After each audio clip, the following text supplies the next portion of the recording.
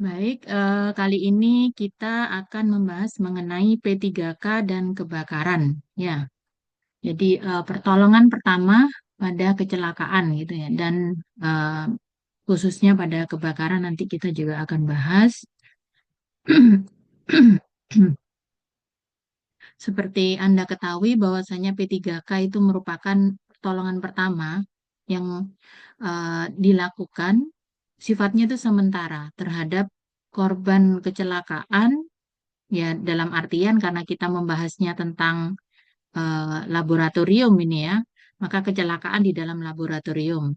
Sebelum korban tersebut mendapatkan pertolongan yang lebih intensif dari dokter atau para medis, ya tentunya dibawa ke rumah sakit.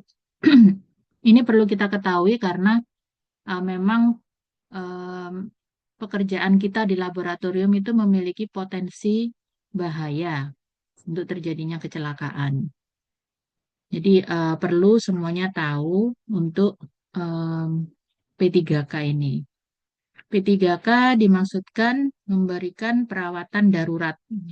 Ya, jadi hanya kondisi jika darurat aja. Udah ya.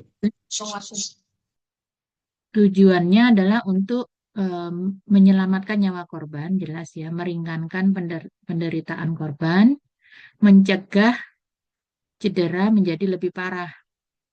Nah, karena ini tujuannya mencegah cedera menjadi lebih parah, maka jika kita tidak memiliki pengetahuan P3K, sebaiknya eh, tidak sok tahu gitu ya. Mending kita minimal aja melakukannya, tapi segera membawa ke rumah sakit kalau memang tidak memiliki pengetahuan mengenai P3K-nya. Pokok-pokok tindakan P3K, yang utama pasti kita jangan panik dan tindakan harus dilakukan secara segera. Kemudian perhatikan nafas korban. Nah, yang selanjutnya ini karena kita teknik untuk melakukan nafas buatan itu tidak eh, belum pernah training gitu ya. Jadi nggak asal. Jadi jangan dilakukan kalau memang terjadi di lab kita ya, nggak perlu. Langsung kita bawa aja secepatnya ke rumah sakit. Jika ada pendarahan, dihentikan dulu dengan menekan lukanya, kemudian biasanya dengan dibalut gitu ya, agar pembuluhnya itu tertekan dan tidak mengalir. Jadi supaya dihentikan dulu sementara hingga mendapatkan perawatan intensif di rumah sakit. Jika ada shock, nah takutnya kalau kena listrik ya, shock listrik, nah itu posisinya korban diletakkan terlentang, kepalanya lebih rendah. Jadi aliran darahnya supaya ke otak juga tidak kurang. Kemudian jika muntah-muntah, posisi kepala lebih bawah dan kepala miring atau ditelungkupkan. Jika sesak, disuruh setengah duduk. Ya, jangan memindahkan korban terburu-buru. Nah ini, kadang inginnya mendelokalisasi korban terjauh dari tempat kecelakaan. Namun, em, jika kita belum memastikan kondisi korban, kemudian tiba-tiba langsung memindahkan, takutnya ada bagian-bagian tubuh, eh, misalkan tulang atau apa ya, saraf gitu yang memang tidak boleh digerakkan, nanti malah digerakkan malah terjadi misalkan patah tulang ataupun retak tulang. Nah, itu yang dihindari. Jadi kita harus memastikan dulu korbannya, kondisi korban seperti apa. Baru kalau sudah dia baik-baik aja, tidak ada yang kira-kira berbahaya, bisa mulai dipindahkan. Sebenarnya ini juga terjadi saat terjadi kecelakaan lalu lintas ya, yang mungkin kita temui di jalan raya gitu. Itu sebaiknya memang ya benar memang melokalisir ya. Jadi dia kita pindahkan ke tempat yang lebih aman gitu. Tapi kadang memindahkan itu eh, juga ini ya perlu pengetahuan. tidak asal mengangkat gitu ya. Nah, takutnya terjadi malah cedera yang berlebihan seperti kasus yang diderita Pak Anto itu ya. Jadi jatuh dari kendaraan, kemudian langsung dipindahkan yang namanya eh, minim pengetahuan P3K ya orang-orang sekitar. Jadi akibatnya ada yang semula tidak apa-apa jadi menjadi patah tulang gitu. Jadi kita harus berhati-hati saat melakukan pertolongan pertama. Nah, memang harus ada alat-alat yang ideal ini ya, alat-alat yang tersedia di kotak P3K sebanyak ini. Namun em, yang utama mungkin bisa yang sebelah sini ya. Jadi memang perban itu harus ada gitu ya, plesternya. Kemudian ini biasanya ya kalau zaman dulu Mercukrom ini obat merah. Jadi obat tetes yang warnanya merah gitu ya.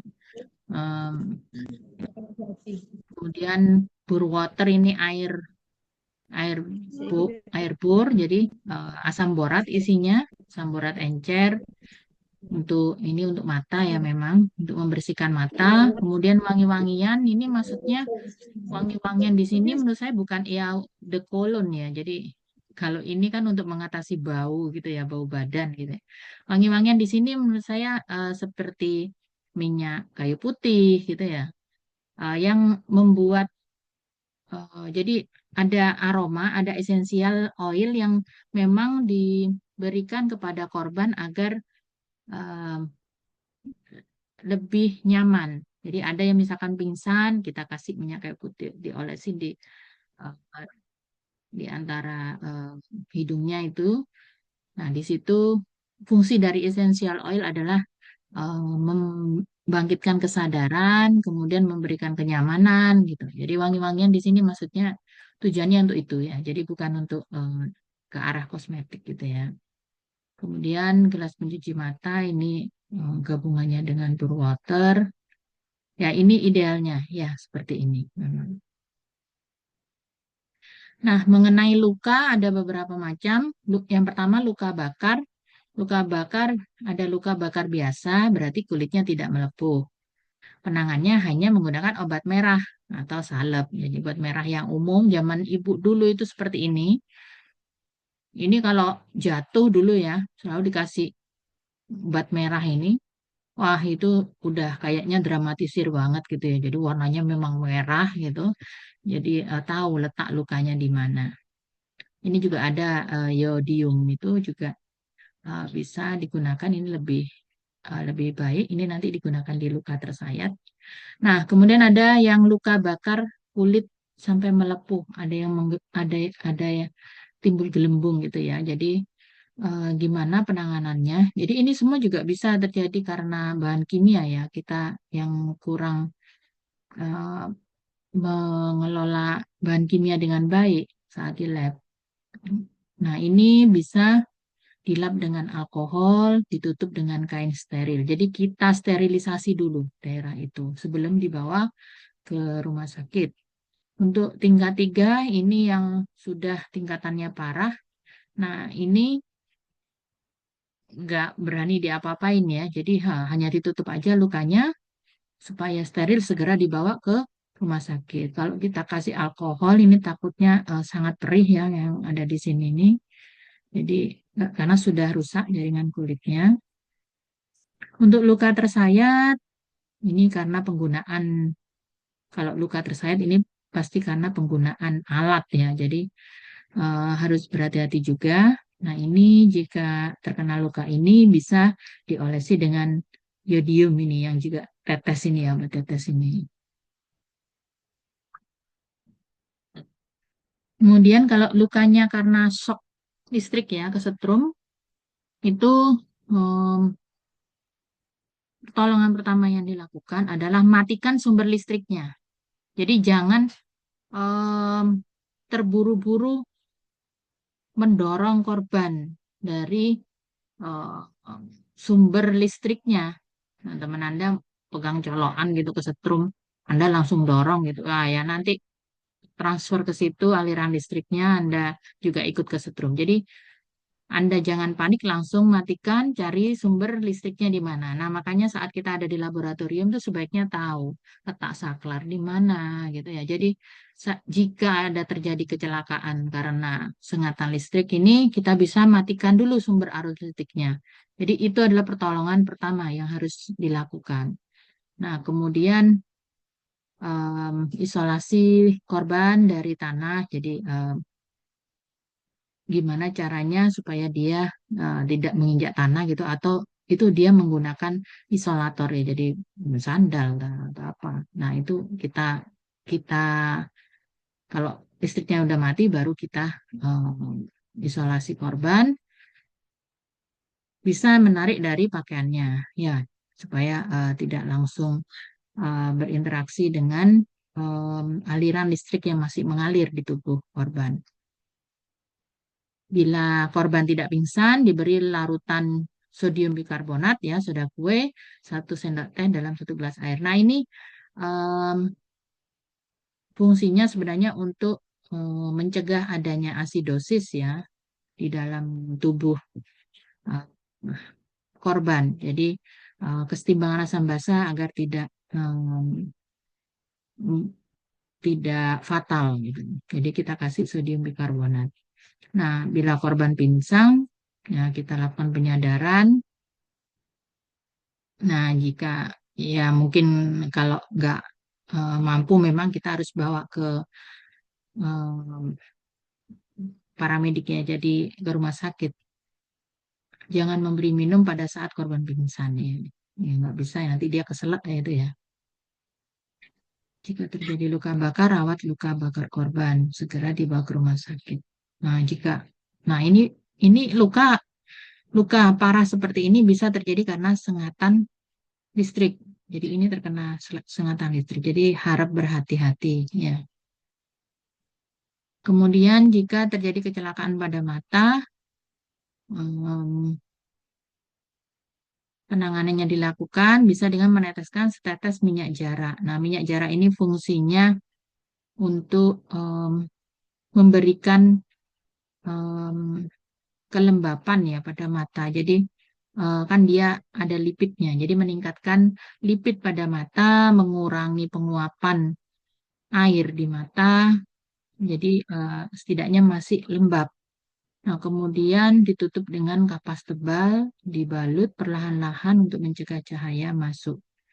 Nah, ini kalau kita nggak punya peralatan seperti ini, memang akhirnya pertolongan pertama nggak bisa dilakukan. Jika ada zat padat mata yang tidak berbahaya, dapat dihilangkan dengan sapu tangan yang dibasahi air. Nah, ini adalah hal-hal yang bisa kita lakukan di laboratorium saat ada kecelakaan. Namun, namun jika kita merasa memang tidak mampu, takut salah memberikan bantuan ke korban, seringan apapun sebaiknya segera dilarikan ke UMC kalau kita ya. Nah ini, nah sekarang em, zamannya zaman gila gitu ya, jadi banyak orang yang menggunakan ini asam keras ya, jadi asam sulfat gitu ya. Anda tahu kasusnya eh, siapa? Novel Baswedan seperti itu. Jadi sangat berbahaya bahan kimia itu ya. Sebaiknya kita sebagai orang kimia juga bisa berhati-hati saat menggunakan bahan-bahan seperti itu. Jangan menyalahgunakan. Anda sudah diberi amanah menjadi mahasiswa kimia, sudah tahu em, sisi buruknya apa. Jangan sampai itu ter Anda lengah, kemudian terjadi hal-hal yang tidak diinginkan. Ini kalau terkena zat korosif asam keras, dikasih basa encer, yaitu larutan soda atau air biasa. Nah, kalau terkena zat korosif basa keras, kasihnya cuka encer, ya, atau air biasa. Kalau Anda nggak yakin dengan soda dan cuka, Anda bisa gunakan air biasa. Nah, guyurnya juga lumayan lama ya. Kemudian keracunan. Nah, keracunan ini bisa karena inhalasi dan juga menelan ya. Jadi gejalanya ya sudah umum, pusing, sesak nafas, muntah, sakit perut. Nah, jika korban tidak sadar, jangan disuruh muntah atau minum. Jika sadar, diberi 24 gelas air atau diberi susu. Nah, ini sebenarnya adalah fungsinya untuk dilusi ya, untuk pengenceran. Jadi, karena racun udah masuk, kan gimana caranya konsentrasinya supaya menjadi kecil. Nah, itu dengan minum air sebanyak-banyaknya atau minum susu. Makanya kalau Anda sebenarnya ada di laboratorium setelah melakukan praktikum itu disarankan kan minum susu. Ya, ini masih memang dibilang mitos ya, susu dapat eh, me- mengobati keracunan. Tapi kan Anda juga eh, berada di laboratorium itu menghirup eh, asam-asam organik gitu ya, pelarut-pelarut organik yang volatil itu. Nah, dengan minum susu diharapkan ada dilusi di situ ada atau minum air ya yang sebanyak-banyaknya. Jadi konsentrasi senyawa yang sudah terhirup masuk ke tubuh itu bisa berkurang, bisa lebih encer. Jadi tidak memberikan efek kronis ke tubuh, efek akut ke tubuh. Nah, di situ susu memang disarankan kan. Jadi biasanya untuk eh, petugas asistennya itu diberi susu kalau zaman dulu nggak tahu kalau sekarang. Jadi susu juga mengandung lemak, dia kan berarti larut apa merupakan dia larut dalam pelarut nonpolar. Jadi dia bisa melarutkan maksudnya mengencerkan senyawa-senyawa organik tersebut yang sifatnya juga nonpolar. Jadi itu harapannya. Jadi nanti kalau habis praktikum usahakan minum air sebanyak-banyaknya dan juga minum susu gitu ya agar untuk menetralisir ini senyawa-senyawa kimia yang kemungkinan terhirup dalam saat Anda melakukan praktikum. Kemudian bisa juga menggunakan putih telur yang sudah dikocok. Nah, kalau putih telur ini bisa sebagai pengkelat gitu ya. Jadi Anda kelat itu dia mengikat eh, mengikat misalkan ini kan kalau tertelan ya, jadi logam berat yang tertelan. Jadi dia bisa sebagai kelator. Putih telur ini mengandung protein tinggi kan. Nah, itu sebagai pengkelatnya. Nah, itu bisa juga diberikan. Atau kalau sudah di rumah sakit dikasih penawar racun universal, formulasinya sudah ada, akan diberikan.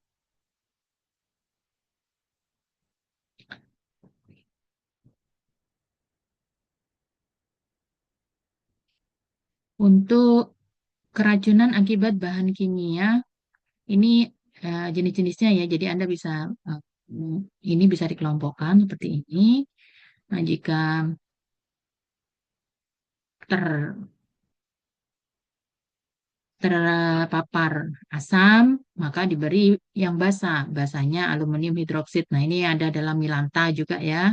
Kemudian kalau terpapar basah, Anda gunakan asam cuka encer. Kalau ini mungkin Anda nggak yakin ya, asam nitrat 1% Anda minum gitu ya.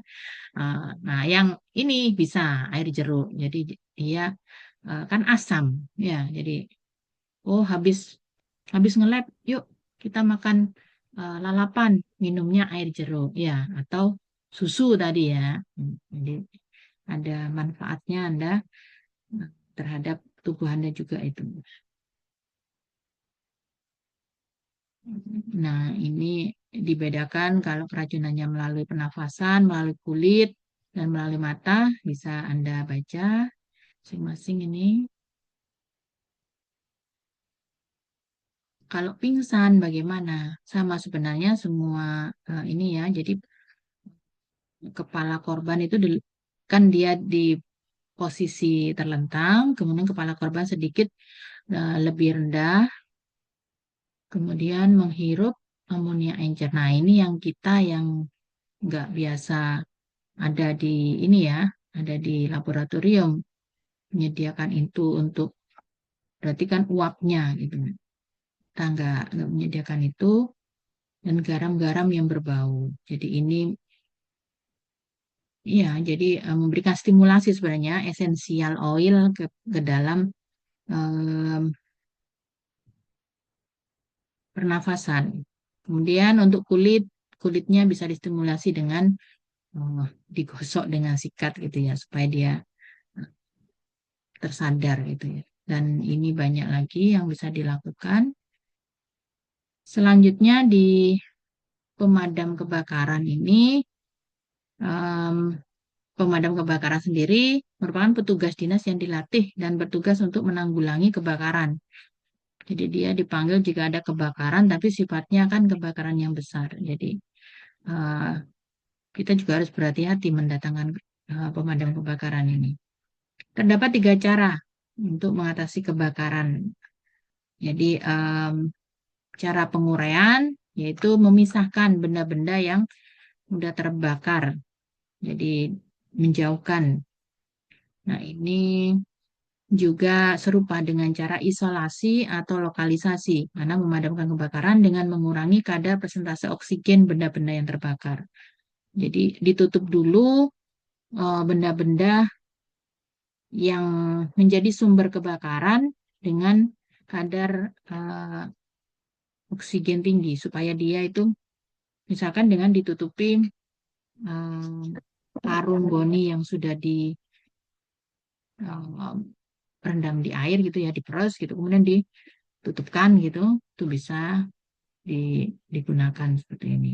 Kemudian cara pendinginan yaitu bisa dengan cara menurunkan panas atau suhu di situ. Jadi bisa menggunakan air disemprotkan. Nah, secara detail sebenarnya bahan pemadam kebakarannya itu juga spesifik. Jadi ini juga pernah saya sampaikan, sudah pernah saya sampaikan di APD itu ya, bahwasanya bahan pemadam air itu digunakan eh, untuk bahan-bahan yang tidak ada hubungannya dengan listrik gitu ya, karena nanti malah menyebabkan listrik kan malah sebagai eh, ini ya elektrolit ya, jadi nanti dia bisa malah menyebabkan em, konslet di mana-mana gitu. Jadi bisa untuk kertas atau plastik yang sebagai sumber kebakaran. Keuntungan menggunakan bahan air, dia merupakan media pendingin yang baik dan mengusir masuknya oksigen bila dikabutkan. Nah, ini jika dikabutkan itu berarti ukuran molekul airnya itu diperkecil. Jadi dia uh, sampai berbentuk kabut. Jadi partikelnya itu sangat halus. Nah, itu menggunakan alat ya memang ya. Jadi kayak fogging itu ya. Jadi tapi isinya air. Itu lebih baik sebenarnya untuk mengusir masuknya oksigen. Lebih efektif. Kemudian kelemahan menggunakan air, air dapat mengantarkan listrik dan juga bisa merusak barang berharga seperti elektronik. Nah, ini juga perlu kita perhatikan di mana sumber kebakarannya. Kalau di alat elektronik jangan disiram air.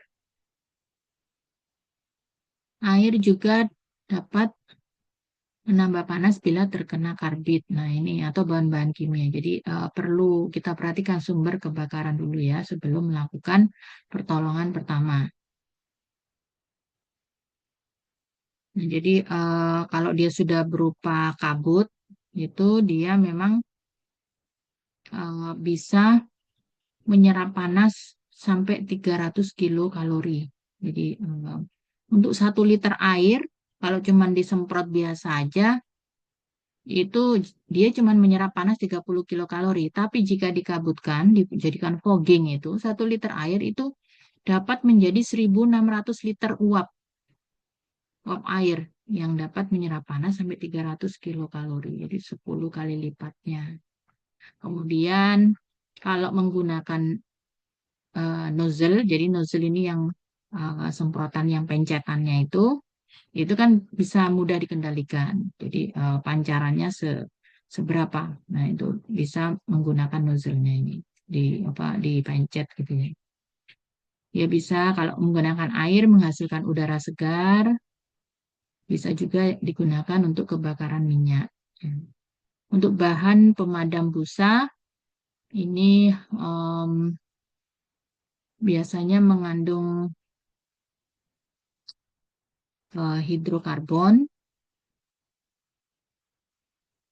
hidrokarbon. Jadi untuk memadamkan kebakaran kelas B, ya, misalkan minyak, solar dan cairan gitu ya. Kalau untuk memadamkan kebakaran benda padat, ini kurang baik yang dari kelas A. Nanti kita lihat kelas B yang seperti apa, bahan kebakaran kelas A seperti apa. Dan ada contohnya di bawah. Jadi mekanisme penggunaan bahan pemadam pemadam busa ini adalah dengan menutupi atau menyelimuti permukaan benda yang terbakar sehingga api tidak mengalir. Jadi seperti mengisolasi. Jadi dia melapisi eh, benda yang terbakar sehingga oksigen itu nggak bisa masuk lagi ke sumber kebakaran. Jadi nggak bisa bertambah besar apinya. Menurut proses pembuatannya terdapat dua jenis busa, busa kimia dan busa mekanis. Untuk bahan pemadam gas karbon dioksida ini yang paling umum digunakan. Jadi bisa digunakan untuk kelas C. Nah, ini dengan menghembuskan CO2 dapat mengurangi presentasi oksigen di udara sampai 12 hingga 15%. Nah, oksigen ini kan memang perlu dikurangi karena oksigen dapat menyebabkan kebakaran lebih luas. Nah, itu dengan cara diturunkan dengan cara disemprot karbon dioksida. Karbon dioksida itu posisinya lebih berat daripada udara lain, jadi semua nanti pasti akan uh, bisa turun. Jadi konsentrasinya di situ bisa turun dan dia tidak berbau, tidak meninggalkan bekas dan bersih. Jadi aman penggunaan pemadam gas yang karbon dioksida. Untuk bahan pemadam powder kering ini uh, digunakan jika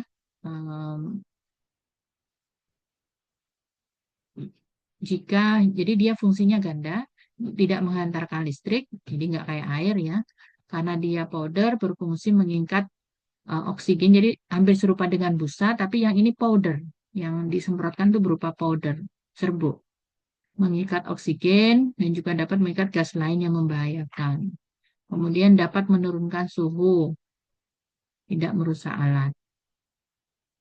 Namun kekurangannya karena dia serbuk ya, jadi juga kalau terkena angin yang keras, kondisinya di situ sangat berangin, nah itu menjadi tidak efisien karena dia bisa menerbangkan serbuknya juga.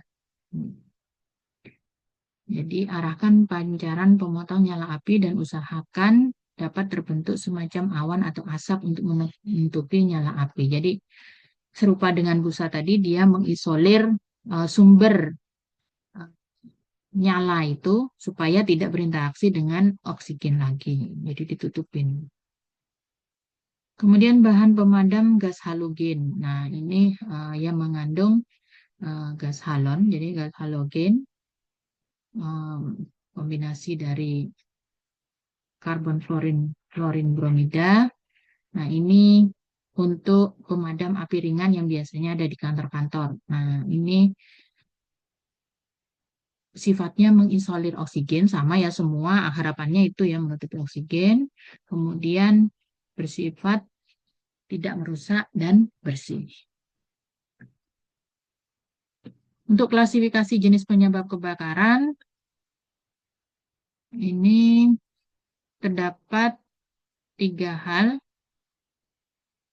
Bahan yang mudah terbakar berupa padat cair atau gas, ya, misalkan kayu, kertas, tekstil. Oh, ini penyebab kebakarannya ya. Jadi Penyebab kebakarannya suhu yang tinggi dari sumber panas, bisa jadi dari matahari, listrik, ataupun reaksi kimia Anda yang Anda lakukan. Itu harap berhati-hati. Misalkan distilasi atau evaporasi, Anda menggunakan bunsen. Nah, itu sumber-sumber penyebab suhu tinggi ya dan mudah terbakar. Karena kalau bunsen itu juga apinya api telanjang ya. Jadi dia nggak pakai mantel, dia keluar apinya itu. Itu berbahaya, harus berhati-hati. Terdapat oksigen yang cukup kandungannya. Nah, ini kondisi oksigen yang cukup tinggi itu harus diperhatikan karena mudah sekali menyebabkan nyala api semakin besar. Bila tiga unsur tersebut sudah tersedia, maka kebakaran bisa terjadi. Nah, api dapat dipadamkan dengan cara jadi bisa menurunkan suhunya, bisa menghilangkan zat-zat asam, jadi kemudian mengisolir bahan barang yang mudah terbakar, menjauhkan. Itu yang bisa kita lakukan. Untuk pengelompokan kebakaran, tadi ada kebakaran kelas A, gitu ya. Kebakaran kelas A itu menyangkut benda-benda padat, kecuali logam di sini. Benda padatnya bisa kayu, kertas, kain, plastik. Nah, makanya dia bisa uh, dipadamkan dengan mudah menggunakan pemadam air atau bisa dengan yang busa. Ya. Nah, kalau nggak ada, bisa dengan pasir ya. Dikuruk pasir gitu, ambil tanah, atau tadi karung goni gitu ya, yang sudah dibasahin.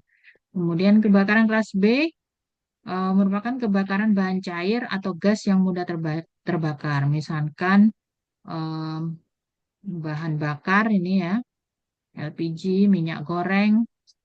Nah, ini alat pemadam yang digunakan bisa yang bentuknya dry, jadi yang serbuk tadi. Kemudian busa, air juga bisa, tapi efektif karena dia ini anu ya kuat sekali kalau misalkan LPG gitu ya. Jadi bentuknya yang efektif itu adalah yang spray atau kabut tadi. Dan kebakaran kelas C ini terkait dengan instalasi listrik. Jadi jika ada kebakaran bersumber eh, tegangan listrik, ini bisa diatasi dengan CO2 ataupun tepung kering yang serbuk tadi ya. Jangan menggunakan media air. Ini perlu diperhatikan. Kemudian untuk kebakaran benda-benda logam padat, ini digunakan dry powder. Jadi CO2 nggak berpengaruh di sini ya. Jadi dia air juga nggak, malah bisa menambah reaksi nanti takutnya dengan ini kalau dia reaktif dengan air ya. Jadi gunakan dry powder. Nah, ini jika menggunakan magnesium, aluminium, natrium, kalium, logamnya ini ya. Jadi sangat berbahaya. Kebakaran kelas K ini konsentrasi lemak yang tinggi biasanya terjadi di dapur. Ini bisa terikut di kelas B, jadi golongan bahan bakar tadi bisa diatasi dengan menggunakan pemadam air, kemudian pemadam busa. Untuk kebakaran kelas E, kebakaran disebabkan adanya hubungan arus pendek peralatan elektronik. Nah, ini sama dengan yang listrik tadi. Sebaiknya jangan menggunakan air karena bisa merusak alat elektroniknya dan bisa ada tegangan listrik kan di situ bisa berbahaya. Bisa gunakan yang pemadam serbuk. Ya, lebih cocok ini.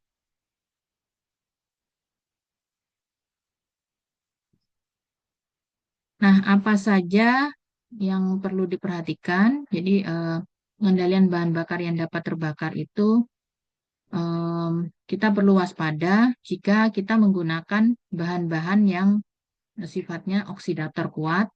Kemudian ada yang reaktif dengan air gitu ya, golongan logam-logam itu. Nah, kemudian gas yang mudah terbakar seperti karbit itu kita perlu berhati-hati.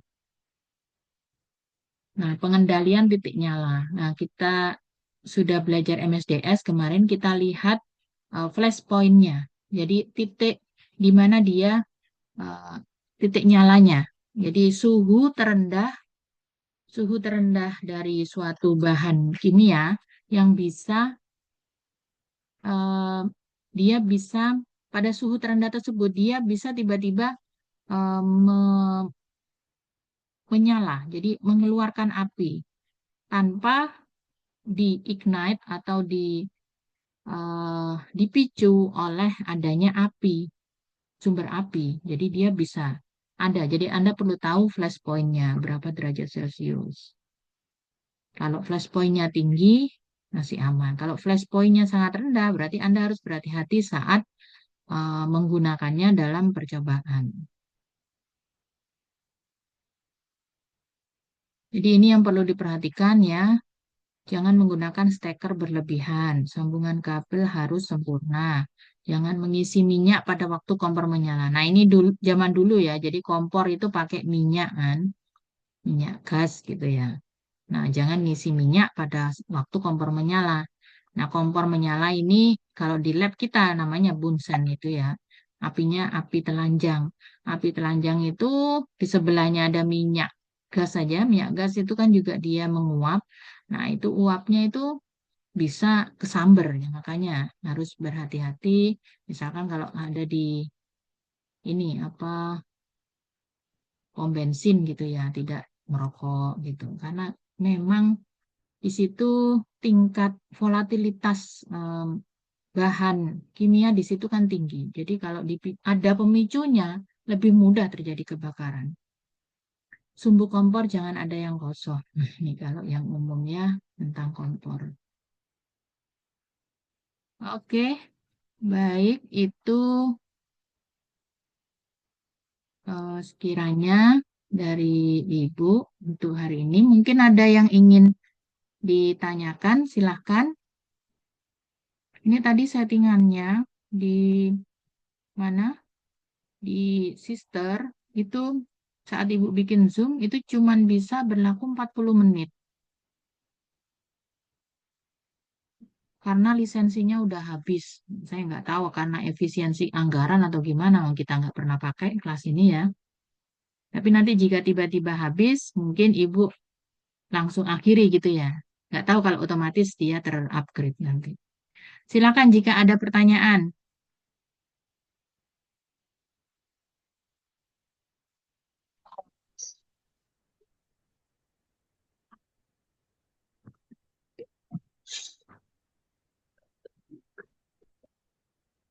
Ya, silakan.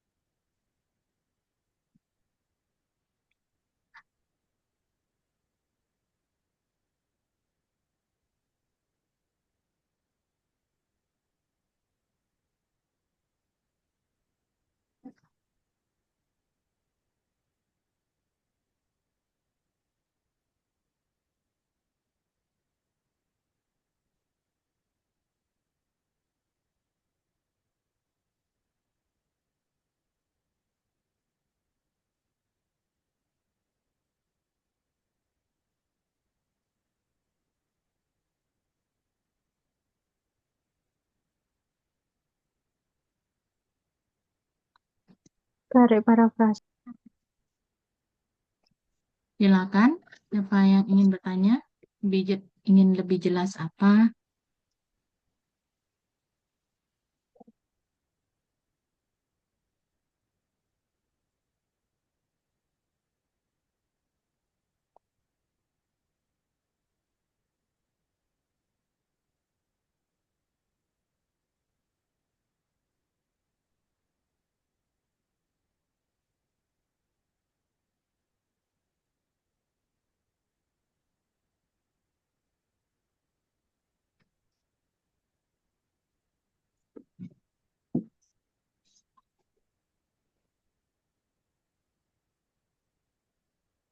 Paham Anda tentang P3K ini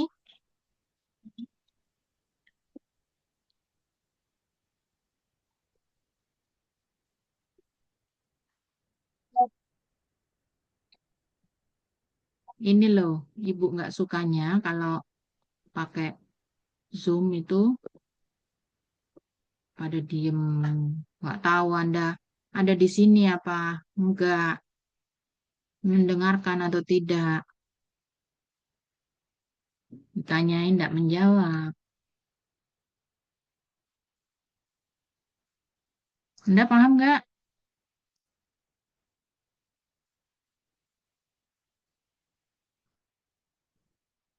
Dio Bagas, ada pertanyaan? Mungkin dari saya tidak ada, Bu. Oke. Erlin, siapa barusan? Erlin, Paham, Ibu. ingin bertanya? Ya, bertanya Mbak? Enggak. Tidak, Ibu. Sudah cukup. Ini sudah sudah mudik semua dah. Kalau saya masih di kos ini, Bu. Udah kuliah lainnya gimana? Habisnya Zoom ini pulang, Ibu. Ya, sudah. Berarti lainnya juga Zoom. Yang Beberapa gimana? ada yang Zoom, ada yang libur, Ibu. Offline, Ada Bu. beberapa yang Zoom. Hmm, oke. Ini nggak ada pertanyaan ya kalau gitu. Nanti silakan dibaca-baca ya. Memang materinya kan banyak seperti itu dan memang pengetahuan umum. Tapi kalau Anda paham itu kan enak. Nanti Anda merasa aman bekerja di lab karena Anda ini apa? Anda tahu nanti aku kalau ada kecelakaan kerja harus gini, harus gini. Jadi Anda mantap untuk bekerja di laboratorium walaupun masih semester 2. Ya, Masih belum.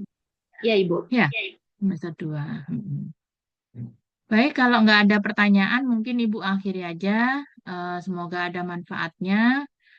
Selamat menyongsong libur Lebaran. Mohon maaf lahir dan batin.